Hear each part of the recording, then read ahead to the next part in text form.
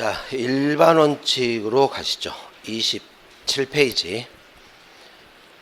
우리 행정기본법의 요 일반 원칙들이 규정이 되어 있습니다. 법치 행정입니다. 국민의 권리를 제한하거나 의무를 부과하는 경우 그 밖에 국민 생활에 중요한 영향을 미치는 경우에는 법률에 근거해야 된다. 행정작용으로 인한 국민의 이익 침해, 사익 침해죠, 지금. 그 행정작용이 의도하는 공익보다 크지 아니해야 된다. 공익과 사익을 비교했을 때 공익이 더 중요해야 되겠죠. 사익 침해가 과도하게 크면 안 됩니다. 비례 원칙에서 이익 형량입니다.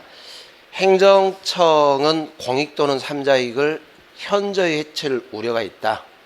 여러분들 공익을 현저히 해칠 우려, 삼자의 정당한 이익도 보장을 해줘야 되니까 현저히 해칠 우려가 있다. 이제 이런 경우에는 실내보호가 제한될 거예요. 그죠? 자, 이런 경우를 제외하고 이게 아니라면 행정에 대한 국민의 정당하고 합리적 신뢰는 보호가 돼야 됩니다. 그래서 신뢰보호 원칙은 절대적 보호는 아니다 이렇게 했어요. 그죠? 이 범위 내에서 보호가 되는 겁니다. 행정청은 행정작용할 때 상대방에게 해당 행정작용과 실질적 관련 없는 의무를 부과해서는 아니 된다. 부당결부 금지죠. 이게 실질적 관련 없는 결부를 하게 되면 부당한 결부가 되는 것이고 이거는 금지가 됩니다. 이런 일반 원칙들이 규정이 되어 있어요. 자, 그리고 이제 5번에 보시면은 얘는 이제 실권의 법리에서 봤던 겁니다. 행정청은 권한 행사 기회가 있음에도 불구하고 자, 장기간 권한을 행사하지 아니했어요. 권한 불행사죠. 근데 이 장기간 권한을 행사를 하지 않다 보니까 이걸 신뢰를 한 거예요. 국민들이. 이 국민이 그 권한이 행사되지 아니할 것으로 믿을 만한 정당한 사유가 있다라는 겁니다. 그러면 한참 뒤에 갑자기 권한을 행사하게 되면 신뢰 깨지겠죠? 이 권한 행사를 하면 안 되죠. 그 권한을 행사해야 한다? 틀렸죠. 오히려 이때는 국민들의 이 권한 불행사에 대한 정당한 사유, 신뢰를 보호하기 위해서 권한 행사가 제한된다 이렇게 합니다. 이 부분이 실권의 법리였습니다. 자, 5번이 틀린 지문입니다. 이 조문들은 행정기본법에 있는 조문이니까 이거 뭐 암기보다는 이해를 하시면 돼요. 이쪽은.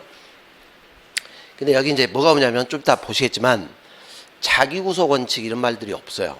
여기는 판례와 이 파생 원칙이죠. 평등의 원칙 여기서. 자, 2번 이 중에 이 과잉금지 비례 원칙인데 과잉금지 원칙은 일단 우리 비례 원칙이 행정작용을 할 때 이 목적 자체가 정당해야 됩니다. 목적이 정당해야죠. 목적의 정당성. 그리고 정당한 목적을 달성을 하기 위한 수단들이 목적 달성에 기여를 해야 됩니다. 수단의 적합성 또는 적절성. 근데 이 적합한 수단은 한 가지만 있는 건 아니라 했어요. 그죠? 여러 가지 목적 달성에 기여할 수 있는 여러 수단들이 나올 수 있죠. 이 여러 가지 적절한 수단 중에서 사안과 관련해서 필요한 만큼의 수단을 선택을 해야 됩니다. 필요성. 자, 이게 이제 과잉 금지가 되는 것입니다. 굳이 덜 침해되면서 목적 달성 가능한데 부득이 과도하게 침해되는 수단을 선택했다. 그러면 비례 원칙, 필요 최소성의 원칙에 위반되게 되는 것입니다. 자, 이제 여기까지 충족을 했어요. 마지막에 한 번 더 들어간다 그랬죠. 이익 형량. 상당한 정도의 균형성을 갖춰야 됩니다. 공익과 사익 간의 균형성. 자, 여기까지 충족됐을 때 이 행정이 적법이 된다라는 것입니다. 그래서 우리 헌법재판소가 이 과잉금지 원칙의 내용으로 수단, 방법의 적정성, 침해 최소성, 마지막에 법익 간의 균형성을 들고 있습니다. 맞는 말입니다. 과잉금지 원칙. 재량권 행사 통제할 때 사용되겠죠. 그러니까 재량이라도 비례 원칙 지켜야죠. 그죠? 위반하게 되면 일탈남용이 될 테니까. 자, 부관도 마찬가지로 비례 원칙 지켜야 돼요. 목적, 주된 행정처분의 목적을 위배도 안 되는 것이고 필요 최소한 만큼의 부관을 설정을 해줘야 됩니다. 자, 취소 철회. 사유 있다고 해서 무제한으로 할 수 있는 건 아니에요. 이익 형량의 제한 분할 있죠. 굳이 공익상 중대한 이유도 없는데 취소 처리한다. 제한되는 겁니다. 그리고 사정 판결. 이것도 공익 고려해가지고 자, 처분이 위법해요. 그런데 어떻게 합니까? 이걸 취소하게 돼버리면 공공복리에 현저한 영향을 미치게 되니까 그 공공복리라는 공익 이유로 기각 판결한다. 이렇게 했어요. 취소하지 않고. 이런 영역들이 전부 다 과잉금지하고 다 관련돼 있죠. 경찰권 발동의 한계도 마찬가지고 경찰권을 발동한 사유가 있다고 해서 무제한으로 발동하면 안 돼요. 그죠? 비례 원칙 지켜야 됩니다. 급부행정 등의 영역에서 기능한다. 자, 고민할 필요 없어요. 모든 행정작용은 비례 원칙 준수를 해야 돼요. 이게 국민한테 이익을 주는 것도 마찬가지고 불이익을 주는 처분도 마찬가지고. 그죠? 자, 3번 과잉금지 원칙 중에 적합성의 원칙은 요 단계에서는 가장 적합한 하나의 수단을 찾아라가 아닙니다. 여러 가지 수단들이 나올 수 있어요. 가장 적합한 수단일 것을 요구하는 것은 아니고 목적 달성에 기여하는 수단이냐 이것만 충족하면 적합성의 원칙은 충족되는 겁니다. 자, 4번 음식점 영업허가 신청이 있는 경우 부관으로서의 부담을 붙이게 되면 공익 목적을 달성할 수 있는 경우에도 불구하고 그 허가를 거부했다. 자, 보세요. 지금 허가를 해주면서 부담을 붙이면 목적 달성이 될 것 같아요. 그런데 부득불 부담 안 붙이고 아예 허가를 거부했어요. 여기를 붙여가지고 허가해 주는 게 덜 침입적이죠. 자, 이렇게 덜 침해가 되면서 목적 달성할 수 있는 수단이 있음에도 불구하고 굳이 허가를 거부했다. 이렇게 해버리면 과잉 침해가 되는 겁니다. 필요성의 원칙에 위배된다. 이해가시죠? 최소 침해 원칙에 위배가 됩니다.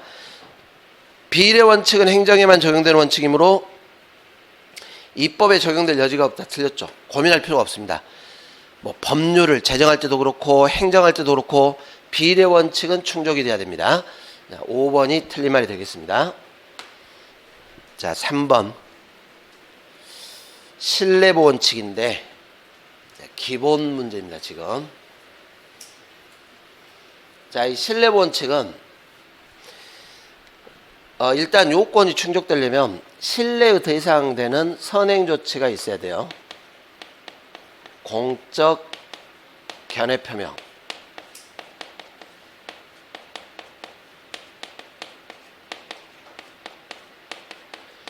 그리고 이 상대방이 이걸 신뢰를 하고 뭔가 이 신뢰에 기초해서 일정한 조치를 취해야죠. 허가가 나오니까 투자를 해서 영업을 시작했다. 막 이런 식으로. 자, 여기가 문제가 있습니다. 이렇게까지 갔는데 선행 조치를 변경을 하는 후행 조치가 있었다라는 것이죠. 이렇게 신뢰 원칙은 앞에 뭘 해놓고 여기에 어긋나는 후행 조치할 때 이때 문제가 되는 거예요. 그죠? 그리고 이로 인해서 인과관계입니다. 신뢰 깨졌고 손해가 발생하게 되면 신뢰보호를 주장하게 될 겁니다. 그러나 절대적 보호는 아니라 했어요. 이렇게 변경할 수밖에 없는 중대한 공익상 이유가 있다거나 제3자의 정당한 이익을 보호를 해야 될 필요가 더 크다. 이렇게 해버리면 변경이 허용될 수도 있죠. 신뢰 대상되는 선행 조치는 적극적으로 뭘 해주겠다, 뭐 허가를 하겠다 이런 식으로, 또는 소극적으로 하지 않겠다, 비과세 또는 부작위, 그죠? 전부 다 포함은 됩니다. 자, 만약에 선행 조치가 위법했어요. 자, 허가를 했는데 허가가 위법했다. 근데 문제는 상대방이 이걸 신뢰를 해가지고 영업을 시작을 했어요. 나중에 행정청은 이거를 발견하게 되면 법률적 합성에 맞게끔 허가를 취소하게 되겠죠.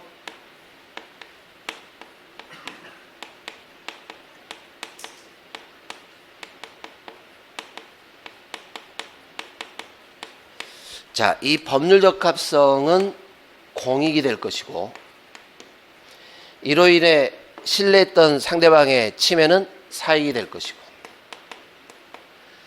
이런 경우는 뭐가 우선한다 이렇게 하면 안 된다 그랬습니다. 어떻게 풀어야 돼요? 이익 형량으로 풀어야 돼요. 딱 정해진 건 없다 그랬죠.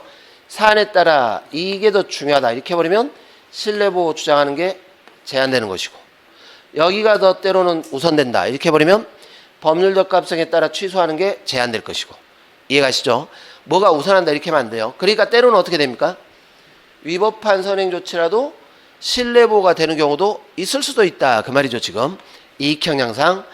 그래서 적어도 적법한 선행조치일 것이 요구되므로 위법한 선행조치에 대한 신뢰보호는 허용되지 않는다 이렇게 단정하면 안 된다 이런 뜻입니다. 자, 2번 원칙적으로는 이런 공적 견해 표명을 할 권한 있는 행정청이 견해 표명을 해줘야 돼요. 그런데 이 권한이 있냐 없냐를 판단할 때는 형식적으로 권한이 있다 없다 이렇게 판단하는 게 아니라 결국은 국민들의 신뢰 가능성으로 판단한다 이렇게 하는 것입니다.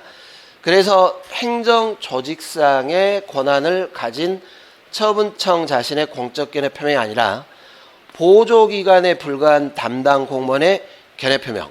자, 조직법상 형식적으로는 이 담당 공무원에게는 처분의 권한이 없다라는 것입니다. 그런데 때로는 어떻게 돼요? 담당 공무원의 견해 표명이다 보니까 신뢰할 가능성이 생길 수도 있다 이런 뜻이죠. 이럴 때는 신뢰보호의 대상이 될 수도 있습니다. 그래서 여러분들 그 판례 기억나시죠? 토지거래 계약 허가하는 과정에서 담당 공무원이 형질 변경 됩니다 라고 했어요. 그럼 거의 다 믿겠죠? 그 준비 다 해놨더니 나중에 시장이 안 됩니다 이렇게 해버리면 신뢰 깨집니다 이렇게. 그죠? 자, 3번 행정청의 선행조치에 대해서 상대방인 사인에 아무런 처리가 없어요.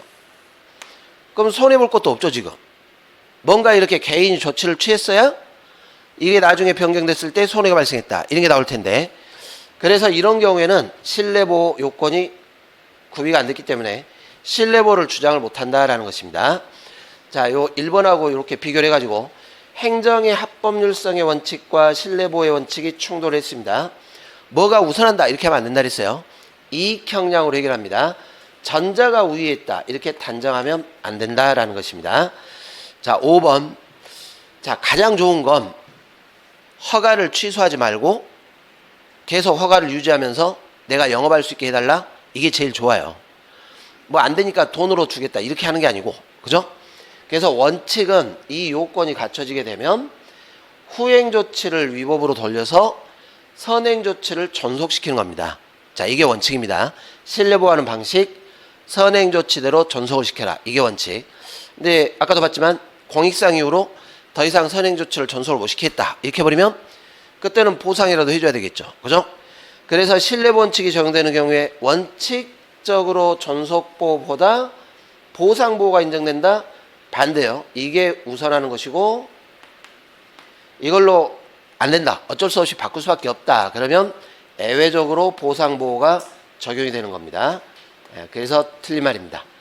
자, 이런 이제 기본적인 요건들을 잘 분석을 해 주셔야 됩니다. 자, 4번에 보시면 신뢰보호 원칙의 요건, 견해 표명을 신뢰하고 개인도 어떤 조치를 해야 되겠죠. 공적 견해를 명시적으로 표명을 했을 것. 꼭 명시적이어야 돼요. 묵시적도 가능해요. 묵시적도 가능해요. 이렇게 명시적으로만 표명할 것 이렇게 해버리면 틀린 말입니다. 선행 조치는 있어야 되겠죠. 신뢰의 대상. 그리고 이 견해 표명을 신뢰함에 있어서 상대방한테 귀책 사유가 없을 것. 자, 이게 뭐냐면 보호가치의 뜻입니다. 만약에 이 신뢰를 보호할 가치가 없다, 그러면 신뢰 보호를 주장을 못하게 될 거예요. 그러니까 이 보호 가치가 있냐 없냐를 판단할 때는 이걸 왜 바꾸냐 이걸 본다 그랬죠. 허가 취소를 왜 하냐. 만약에 상대방 잘못이다 할 말 없겠죠. 그리고 또는 잘못이 없더라도 위법이라는 걸 알고 있었다, 취소될 거라는 걸 예측했다, 이럴 때는 상대방에게 귀책 사유가 있기 때문에 신뢰보호 주장을 못한다는 겁니다. 이런 게 없을 때 신뢰보호가 인정됩니다. 그리고 인과관계가 존재가 돼야 됩니다. 이것 때문에 신뢰 깨졌고 손해 발생했다 이렇게. 자, 가시죠. 5번에 보시면은 주택사업계획 승인을 하면서 이 주택사업과 관련 없는 토지를 기부 체납해라. 이렇게 실질적 관련 없는 결부를 시키게 되면 뭘 바꾼 건 아니잖아요. 결부, 부당결부 금지 원칙에 위배된다 이렇게 합니다. 자, 여기 이제 비례 원칙이 나왔는데 비례 원칙도 될 수도 있어요. 왜냐면 어차피 부당결부는 과잉 침해가 될 수 있으니까.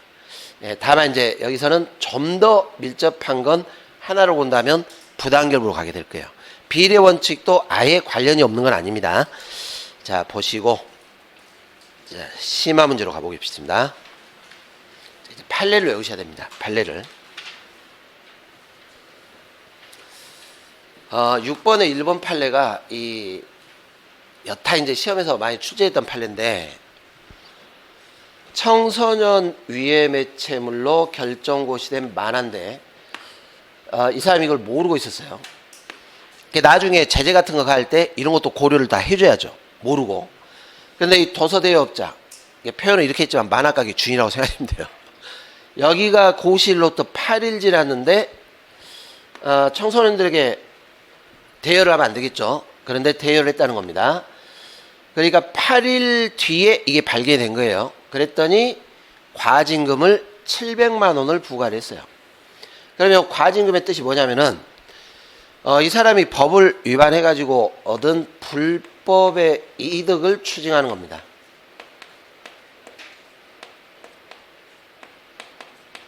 제재적 성격도 있고 불법의 이익을 추징. 매출액을 추징해야 됩니까? 이익을 추징해야 됩니까? 매출액이 아닙니다. 만약에 과징금을 부과하는데 매출액 육박이다. 과잉침해예요. 그죠? 이렇게 되는데, 그러면 요 논리하고 똑같죠? 이 만화가게 주인이 8일 동안 청소년들에게 이 만화를 대여를 해주면서 8일 동안에 700만 원의 불법의 이득을 얻은 거예요. 그 하루에 거의 100만 원 가까운 불법의 이득을 얻었다 이거 아닙니까? 매출액도 아니고. 그런 만화가게가 있어요, 없어요? 없다라는 거예요. 그죠? 너무 과하다는 거죠. 너무 과하다. 그래서 이 과징금 요렇게 부과해버리면 더구나 몰랐는데 과잉 침해가 되는 겁니다. 비례 원칙에 위반되게 됩니다.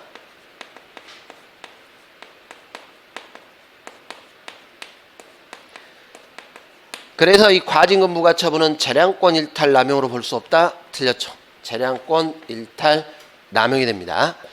자, 우리가 이 이익 형량을 할 때 이런 이익들이 굉장히 중요하다 했죠. 공익상. 음주운전.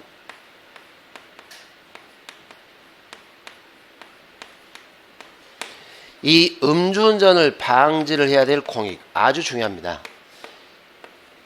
이 질병이라고 했어요. 병. 이 사람은 한 번 음주운전했으면 또 음주운전할 가능성이 높죠. 물론 항상 그런 건 아니지만 재범의 가능성이 높기 때문에 사전에 방지할 공익이 굉장히 중요해요. 그래서 이 음주운전 같은 경우에는 거리하고 상관이 없어요. 음주 상태로 음주했는데 면허 취소, 면허 정지했다. 거의 다 비례 원칙 충족이에요. 원칙이. 자, 사유가 지금 다른 차들의 통행을 원활히 하기 위해서 승용차를 주차 목적으로 자신의 집 앞 6m 운행을 했어요. 사실 이게 이제 사까지 술 먹다가 연락이 오니까 차를 살짝 빼준 거예요. 6m. 문제는 사고는 나진 않았는데 보니까는 이런 게 문제예요. 이미 이 사람 음주운전 적발돼서 면허정지 받은 경력도 있어요. 근데 또 했죠? 그럼 또 할 사람이죠? 이런 말입니다. 지금 거리하고 상관없이. 더구나 만취 상태였어요. 더구나 직업이 뭐냐면 서적을 이렇게 운전 승용차로 판매하는 직업이에요. 평상시에 운전하는 사람. 더더욱 음주운전하면 안 되는데, 그죠? 자, 이런 걸 고려하더라도 이 사건 면허 취소 처분 적법이다. 맞는 말입니다. 경력도 있었고 또 했죠, 지금. 그죠? 네, 이런 구조입니다. 자, 3번. 자, 이해를 해보세요. 위험한 건물에 대해서 이 건물이 지금 뭔가 하자가 있죠. 개수명령으로 목적 달성할 수 있다라는 겁니다. 그러니까 쉽게 말해서 그 건물 주인에게 보수를 하게 하면 되는 거죠. 보수, 개수. 그런데 부득불 철거명령 이렇게 발령을 했어요.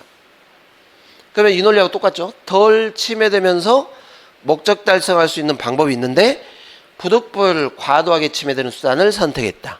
이해가시죠? 필요성의 원칙에 반하게 됩니다. 자, 4번 아주 중요하다 그랬습니다. 이 주유소 영업 양도인이 등유가 섞인 유사 휘발유를 판매를 했습니다. 이걸 모르고 양수를 한 사람입니다. 자, 영업이 양도가 되면 이익만 양도되는 게 아니라 제재 사유라든가 의무도 같이 승계된다 이렇게 했죠. 그러니 양도인에 대한 제재 사유로 양수인에게 제재할 수도 있어요, 없어요? 가능해요. 제재를 못하는 건 아닙니다. 양도인의 위반 행위를 이유로 양수인에게 제재를 할 수도 있어요. 그리고 몰랐더라도 현재 뭐가 중요하냐면 이 주유소에서 유사 휘발유가 유통되는 걸 막는 게 중요해요. 그죠? 자, 이런 경우인데 근데 문제는 가능한데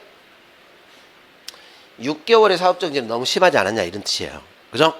양도인이었다면은 6개월 영업정지에도 상관이 없겠지만 모르고 양수했는데 여러분들 사실 6개월 영업정지면 영업을 하라는 소리입니까? 하지 말라는 소리입니까? 하지 말라 이 말하고 똑같아요. 이해가시죠? 너무 과하다는 거죠. 그래서 우리 판례가 이 사안에서 비례 원칙에 반한다 이렇게 했습니다. 자, 미결 수용자, 미결이 뭐냐면 아직 형이 확정되지 않은 사람입니다. 이 사람은 유죄로 확정되지 않은 사람이에요.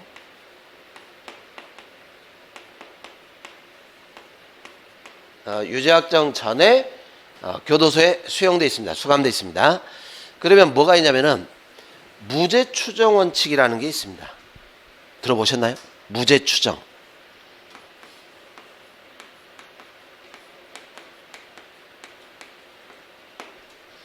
근데 요즘 이게 무죄 추정인지 그냥 낙인을 찍겠다는 거지. 이게 언론 보도 나오면 다 유죄로 그냥 보여지니까 무죄 추정 원칙입니다. 자, 무슨 말이냐면 유죄로 확정되기 전까지는 무죄로 추정되니까 유죄를 전제로 불이익을 주면 안 돼요. 유죄를 전제로 불이익을 주면 안 됩니다. 이게 무죄 추정인데 이 사람이 이제 재판받으러 다니겠죠. 수사받으러도 나갈 것이고 재판받으러 가는데 재소자용 의류를 강제적으로 입게 했어요. 그럼 여러분들 무죄 추정에 따라서 재판 중에도 수사기관하고 이 피고인은 대등하게 법관 앞에서 재판받을 기회를 줘야 돼요. 이런 관계인데 이거 입는 순간 이 사람 뭐라고 생각했습니까? 이 재소자용 우리 뭐 안 입어서 모르겠지만 왠지 우리가 봐도 저 범죄자? 막 이렇게 가는 거 아니에요. 그리고 본인도 그럴 거예요. 본인도 일단 이 한껏 죽고 가는 거 아닙니까 지금? 대등한 관계 아니라 법관도 뭐라 하겠어요? 검사 쪽 보다가 이쪽을 봤더니 재소자용 가는 심증이 가는데 막 이렇게 간다는 거예요. 그죠? 강제적으로 입게 해버리면 자기가 원해가지고 입으면 모를까? 비례 원칙에 반한다. 이렇게 하는 겁니다. 알아두시기 바랍니다. 자, 넘어가겠습니다. 7번. 이 비례 원칙은 헌법의 원칙입니다. 헌법. 우리 헌법에서도 기본권 제한할 때 필요 최소한에 이렇게 해가지고 필요한 만큼 비례 원칙이 규정되어 있습니다. 그런데 우리 현행헌법에는 이 원칙 표현으로 볼 수 있는 규정이 없다. 들렸죠? 헌법의 대원칙입니다. 적합성의 원칙이란 뭐였어요? 목적 달성의 적절한 수단. 그런데 행정조치의 정도는 공익상의 필요 정도와 균형을 유지한다. 이것은 상당성의 원칙이었죠. 적합성이 아닙니다. 그래서 틀린 말입니다. 필요성의 원칙이란 행정기관의 조치는 그 의도하는 목적을 달성할 수 있는 수단. 이게 이제 적합성이죠. 필요성은 필요한 만큼의 수단. 그죠? 최소한 과잉금지. 틀렸죠? 상당성의 원칙이란 일정한 이 목적을 달성할 수 있는 수단이 여러 가지 있는 경우에 관계자에게 가장 적은 부담을 주는 수단, 자, 이게 필요성입니다. 이 세 가지의 의의를 알고 있냐를 지금 물어보는 겁니다. 그래서 상당성이 이거였죠. 이익형량. 그죠? 그래서 이것도 틀렸죠. 행정조치는 적합한 수단 중에서 먼저 이거를 봐요. 만약에 처음부터 적합하지 않은 수단이다. 나머지 볼 필요도 없이 위법이에요. 그죠? 근데 이제 적합한 수단을 선택을 했다면 그 중에서 필요한 수단을, 그리고 필요한 수단을 선택했다 하더라도 마지막에 상당한 정도의 이익형량상 균형성, 이렇게 비례 원칙은 단계적으로 심사를 하는 겁니다. 단계적으로. 그래서 5번이 맞는 말입니다. 자, 8번으로 가겠습니다. 아주 중요한 판례지문이라 했습니다. 여러분들 법률상 제재 처분이 규정이 되어 있는데, 대개 이 제재 처분은 법률에서 상한을 딱 설정을 해주는 거죠. 이 범위 내에서 제재 처분을 하시오. 나머지 구체적인 내용들은 행정청이 선택하게끔 재량권을 주고 있어요. 대개 행정청에게 재량권을 줍니다. 이 범위 내에서 제재를 가하게끔, 상한 범위 내에서. 자, 근데 문제는 법률에서 이렇게 재량권을 주고는 있지만 이게 세부적인 구체적인 기준이 없더라, 그런 뜻이에요. 그래서 이 행정청이 이 영역에서 스스로 재량 준칙을 만듭니다. 즉 법률의 위임이 아니라 행정청 내부적으로 필요하니까 스스로. 이게 이제 자기라는 뜻입니다. 근데 이 재량 준칙은 행정청 스스로 만든 내부 처분 기준이기 때문에 원칙은 행정규칙이다, 이렇게 했습니다. 그래서 이렇게 하는 거죠. 준칙을 위반해 가지고 제재 처분을 했다라고 해서 이것만으로 곧바로 위법으로 볼 수는 없습니다. 이 처분이 위법이냐는 이걸 가지고 판단하지 않고 이걸로 판단해야 돼요. 그죠? 자, 그런데 이렇게 한다 그랬죠? 이게 맞는데, 이렇게 만든 준칙을 반복적으로 적용한 선례들이 있더라는 거예요. 이런 관행이 있어야 됩니다. 그리고 이 선례와 동종 사안이라면, 특별한 사안이 아니면 동일하게 적용을 해야 되고,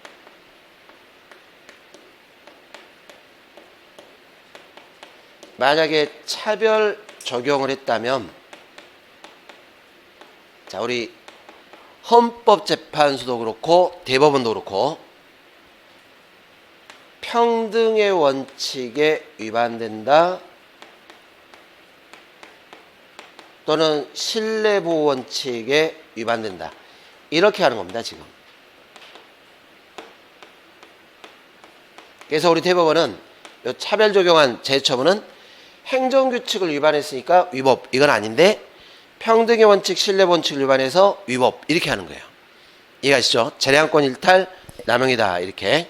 근데 이제 우리 헌법재판소가 이렇게 하는 거죠. 자, 이 요건이 구비가 되면 이제는 스스로 만든 규범에 대해서 이제 구속을 받게 될 것이다 라는 겁니다. 그런데 누구한테 구속받냐면 내부적으로 행정규칙이 아니라 이제 국민에게 구속. 그죠? 국민에 대해서도 이 스스로 만든 재량준칙을 동일한 사안에 대해서 동일하게 적용하게끔 구속을 받는다. 그래서 이제 이걸 표현할 때 대외적 구속력을 갖는다, 이렇게 하는 것이죠. 다만 이 재량준칙은 적법이 돼야 됩니다. 위법이면 시정을 해야지 반복적으로 똑같이 적용해달라, 그러면 시정이 안 돼버리죠. 그죠? 불법 영역에서는 평등의 원칙이 주장이 안 돼요. 그리고 이게 중요해요. 준칙을 만들었다고 해서 되는 겁니까? 반복 적용한 선례가 있어야 돼요. 반복 적용한 선례가 있어야 됩니다. 그러면 여기 잘 보시면은 행정규칙이 그 정한 바에 따라 되풀이 시행돼서 행정관행이 나와야죠. 관행. 행정관행이 정착되면 평등의 원칙, 그리고 이제 우리 판례에 가면 이 관행에 대한 신뢰보 원칙 두 개가 근거입니다. 평등의 원칙과 신뢰보 원칙. 그리고 행정기관은 이제 그 처분의 상대방에 대한 관계에서 그 규칙에 따라야 할 구속을 당하게 되는데, 이게 법률에 의한 구속 이렇게 해버리면 안 되죠. 지금 법률에 구속된다는 겁니까? 스스로 만든 규범에 구속돼요. 스스로 만든 재량준칙에. 그러니까 자기 구속 이렇게 하죠. 여러분들 법률에 구속되면, 법률은 행정부가 스스로 만든 게 아니잖아요. 이거 누가 만들었어요? 국회가 만들었죠. 이게 법률에 의한 구속은 자기 구속이 아니라 타자 구속이 되는 겁니다. 이게 국회가 만든 법률에 구속된다. 자기 구속이 돼야죠. 자기 구속. 타자 구속이 아니라. 그래서 4번이 지금 틀린 말입니다. 자, 이렇게 되면 이제 우리 헌법재판소에 의하면 대외적 구속력을 갖게 된다. 이렇게 봐요. 이제는 내부적 구속력이 아니라 자기 구속을 통해서 대외적 구속력을 갖게 된다. 이게 우리 헌법재판소 결정문입니다. 자주 나온다 그랬죠. 이게. 자, 넘어가 보겠습니다. 9번. 행정의 자기구속 원칙에 대한 설명을 옳지 않은 것입니다. 통상적으로 행정의 자기구속 원칙은 일반 추상적 성격을 갖는다. 자, 이게 원칙 맞아요. 자, 무슨 말이냐면 이게 준칙, 규범 아닙니까? 규범. 자, 이게 이제 요건이 갖춰지면 누구에게나 이 사안과 동종사 아니면 동일하게 적용해야지 차별 적용하면 안 된다. 이렇게 하는 거죠. 이렇게. 그래서 일반 추상적입니다. 주로 평등의 원칙에서 근거를 구한다. 이게 이제 우리 학설인데, 자, 우리 판례는 평등의 원칙과 신뢰보호도 근거로 삼습니다. 근데 3번이 확실하게 틀렸죠. 불법에 있어서 평등대우를 주장하는 근거가 된다. 불법 영역에서는 자기구속 원칙이나 평등의 원칙을 주장을 못해요. 여기는 시정을 해야 될 대상이지 동일하게 적용하면 안 된다라는 것입니다. 행정규칙 위반의 효과에 대해서 위법성을 부여하는 근거가 된다. 맞을 수도 있어요. 왜? 원래 행정규칙을 위반했다고 해서 바로 위법이 되는 건 아닌데, 이제 이 요건을 갖춰버리면 준칙 정한 것과 차별 적용해서 위법이 될 수도 있다. 이렇게 들어가는 거죠.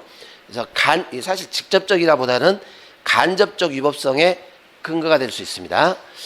자기구속으로부터 이탈할 가능성이 배제되지 않는다. 자, 이게 무슨 말이냐면 항상 신뢰보 절대적입니까? 중대한 공익상 이유가 있으면 허용될 수도 있어요. 이게 적용이 안 될 수도 있죠. 그 다음에 평등의 원칙. 여기도 절대적 평등이 아니에요. 합리적 이유가 있는 차별이라면 허용돼요. 그러니까 여기도 마찬가지겠죠. 이 요건을 갖췄지만 차별 적용할 수밖에 없는 중대한 공익상 이유가 있다거나 합리적 이유가 있게 되면 자기구속 위반이 안 될 수도 있어요. 그죠? 그래서 이 차별 적용이 자기구속으로부터 이탈할 가능성 배제되지는 않습니다. 그럴 만한 중대한 공익상 이유가 있다거나 합리적 이유가 있다. 그럴 때는 허용될 수도 있습니다. 자, 신뢰보 원칙인데,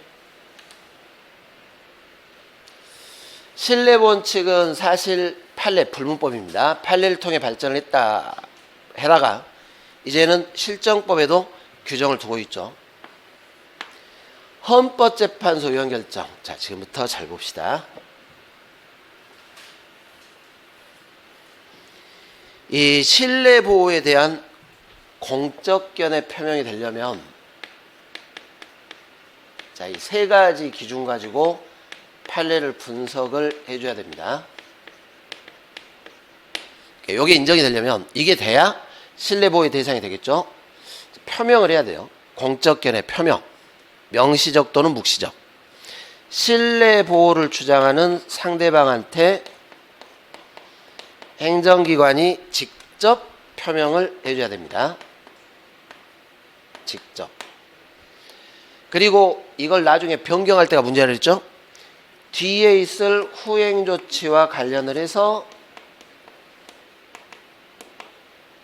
앞에 선행조치와 후행조치가 서로 관련이 있다거나 요 단계에서 여기까지 하겠다 안 하겠다 이렇게 포함이 된 공적견의 표명이 구체적으로 있어야 됩니다. 자, 이 세 가지를 잘 기억을 해 놓으세요. 그러면 옛날 헌법재판소가 위헌결정 그냥 뭐만 했냐면 위헌 이렇게만 한 거예요. 위헌이다. 그럼 이제 국가기관이 구속되는 것이죠. 거기까지만 했지 이게 없죠. 그러니 헌재가 뭘 해주겠다 이런 말이 없어요. 그냥 객관적으로 이 법은 위헌이다 이렇게 한 것뿐이에요. 이 공권력 행사는 위헌이다 이렇게. 거기까지만이지 뭘 해주겠다 안 해주겠다 이게 없어요. 그래서 이 위헌 결정은 공적 견해 표명이 될 수가 없어요. 이해가시죠? 위헌 결정은. 자, 3번 권한이 있어야 한다는데 반드시 조직상 형식상 권한 분장에 의해서 판단할 건 아니다 이렇게 했죠. 이 형식적으로 판단해야 한다 틀렸죠. 여러 가지를 고려해서 실질적 신뢰 가능성 국민의. 자, 4번도 잘 보세요. 문화체육관광부 장관이 단체장에게 회신을 했습니다. 회신. 지금 누구한테 안 했습니까? 민원인한테 직접 회신한 게 없죠? 이해되시죠? 장관은 지방자치단체장에게 회신했을 뿐이에요. 근데 나중에 갑자기 민원인이 장관한테 그렇게 주장하는 거예요. 아니 단체장한테 회신을 그렇게 했지 않냐 이렇게. 그럼 장관이 뭐라 그래요? 누구십니까? 이렇게 한다 그랬죠. 나는 당신에게 회신을 한 적이 없는데. 쉽게 말하면 민원인한테는 직접 견해 표명을 한 적이 없다 이런 뜻입니다. 그러니까 민원인이 단체장에게 이런 가능성에 대한 회신 이거 아무리 신뢰봐야 민원인에게 직접 표명한 게 없으니까 신뢰보의 대상이 안 되는 겁니다. 자, 법률안에 대해서 의결까지는 있어요. 근데 아직 법률로 확정이 안 돼버리면 의결만으로는 아직 법률이 공포도 안 됐죠. 그냥 국회에서 의결만 했지 법률이 통과됐다거나 발표, 공표가 된 게 없어요. 공표가 된 게. 중간에 또 바뀔 수도 있어요, 없어요? 이거 바뀔 수도 있어요. 그러라고 국회에 있는 건데, 그죠? 그래서 이 자체 의결만으로 특정인에 대한 법률에 대해서 어떤 신뢰를 줬다, 이게 인정이 안 된다 이런 뜻이에요. 의결만으로 되는 게 아니라 뭐가 있어야 돼요? 공표가 돼야 돼요. 공표. 그 이제 그 공표도 여러 가지를 이제 또 고려를 또 해줘야 돼요. 그죠? 신뢰 보의 대상이 되냐 안 되냐 할 때는. 그래서 1번이 맞고 나머지는 틀린 말입니다. 다 중요한 판례들입니다. 전부 다. 자, 11번. 보호가치가 있는 신뢰가 돼야 되는데, 자, 이 보호가치. 선행처분 공적견해 표명이 위법했고, 만약에 위법이 된 이유를 보니까, 뭐 예를 들어 허가가 위법이었다. 그런데 신청인이 허가를 신청한 사람이 처음부터 부정한 수단으로 행정청을 기망을 해서 허가를 받았다면 할 말 없겠죠? 그런데 이게 없더라도 그런 뜻입니다. 이런 게 없더라도, 자, 이 말이 중요해요. 설령 부정한 수단으로 허가를 받은 게 아니라도 위법이라는 걸 이 사람이 알고 있어요. 예측이 가능했어요. 그러면 허가가 나중에 취소될 거라는 것도 예측을 한 거죠. 이렇게 예측을 했다면 신뢰보호 주장을 못한다 이런 뜻입니다. 그래서 공적견해 표명을 신뢰한 자가 사실은폐 등의 적극적 부정행위를 하지 않는 한 귀책사유가 인정되지 않는다 이렇게 하면 틀려버려요. 설령 이게 없더라도 부정행위가 없더라도 어떻게 됩니까? 없더라도 허가가 위법해서 취소가 될 거라는 걸 알았거나 중대한 과실로 알지 못했다. 예측 가능하다 그 말이죠. 알았거나 알 수 있었는데 중대한 과실로 알지 못했다면 보호가치가 없다 이렇게 하는 겁니다. 자, 3번에 공적견해 표명의 존재 여부를 판단함에 있어서 법적 구속력이 있는 형식으로 표명됐냐, 이건 절대적 기준이 되지 않아요. 자, 아까 뭐라 했습니까? 꼭 권한 있는 기관이 행정청일 필요는 없다 그랬죠? 이해가시죠? 그러니까 사실은 예를 들어 법적 형식으로 표명을 안 했지만 문의하는 과정에서 답변을 줬어요. 그것도 때로는 뭐가 될 수도 있어요? 공적견해 표명이 될 수도 있어요. 아까 우리 토지거래 허가하는 과정에서 담당 공무원이 법적으로 표시한 건 아니죠. 가능합니다. 이렇게. 이해가시죠? 예, 꼭 반드시 법적 어떤 구속력 있는 형식으로 표명될 필요도 없습니다. 자, 신뢰보호로 인해서 한계죠. 공익 또는 삼자의 정당한 이익을 현저히 해칠 우려가 있는 경우, 이럴 때는 신뢰가 보호가 되지 않습니다. 정구장 시설 설치 도시계획 결정. 이렇게 했다가 이건 이제 바꾸죠. 청소년 수련 시설 도시계획으로 변경했습니다. 얘는 이 결정, 아까 헌재 위헌 결정과 비슷해요. 그냥 객관적으로 여기는 정구장이 들어설 것이다 라고 결정을 한 겁니다. 지금 이 말이 없죠. 누구한테 땅을 사세요 이런 말이 있어요, 없어요? 없어요. 그리고 결정만 했지 누군가에게 정구장 운영할 수 있는 권한을 주겠다 이런 말을 한 적이 전혀 없다 이런 뜻입니다. 그러니까 헌재 위헌 결정처럼 객관적으로 방침만 세운 거예요. 결정. 그죠? 근데 이 결정을 믿고 내가 이 토지를 구입하면 정구장을 운영할 수 있겠지 해가지고 토지를 구입을 한 거예요. 토지 구입에도 정구장 운영할 수 있게 해주겠다 이런 말을 했어요, 안 했어요? 안 했어요. 그죠? 그랬더니 나중에 땅 다 사놨더니 청소년 수련시설로 변경했다 이렇게. 상대방 어떻게 됩니까? 일단 쓰러지겠죠. 자기가 원하는 토지가 토지까지 샀는데 찾아간 거죠. 아니 왜 바꾸자 이렇게. 그럼 행정처에 뭐라 그래요? 그 장관하고 똑같아요. 누구세요? 이렇게 하는 거예요. 아니 언제 땅을 사라고 한 적이 없는데.